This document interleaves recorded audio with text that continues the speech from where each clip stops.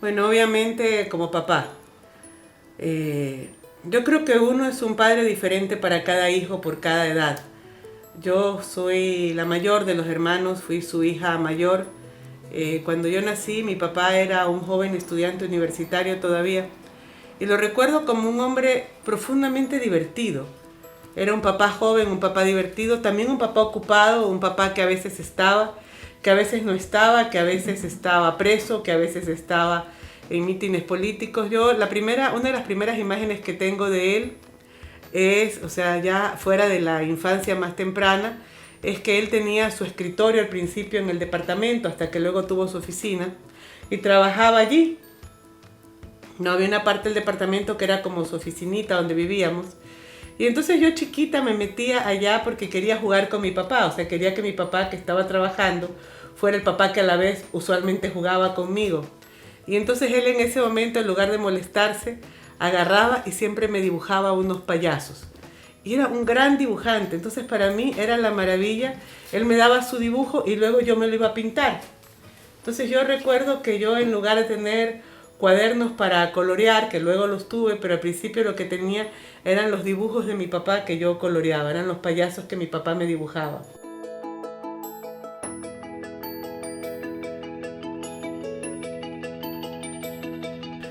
Yo creo que en muchas generaciones sí, creo que hay gente que de la generación de mi papá, la mayor parte de la gente de la generación de mi papá e incluso la gente de mi generación todavía lo recuerda y lo recuerda con mucho cariño. Yo todavía a estas alturas de mi vida en las calles siento el afecto de la gente que se acerca a mí con afecto para hablarme de mi padre.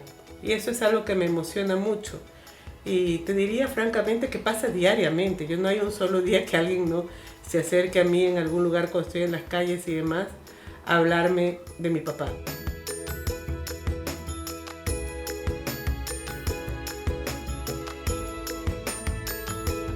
Yo solamente te diría que es lo más anti-Roldós que puede haber Rafael Correa. Mi papá fue, antes de ser presidente, fue dirigente de la FESE, de la Federación de Estudiantes Secundarios del Ecuador, vicentino. Mi papá era un chico que salía a protestar en las calles. El Jaime Roldós de ahora, si tuviera 17 años, probablemente hubiera estado preso y golpeado con los chicos del Mejía.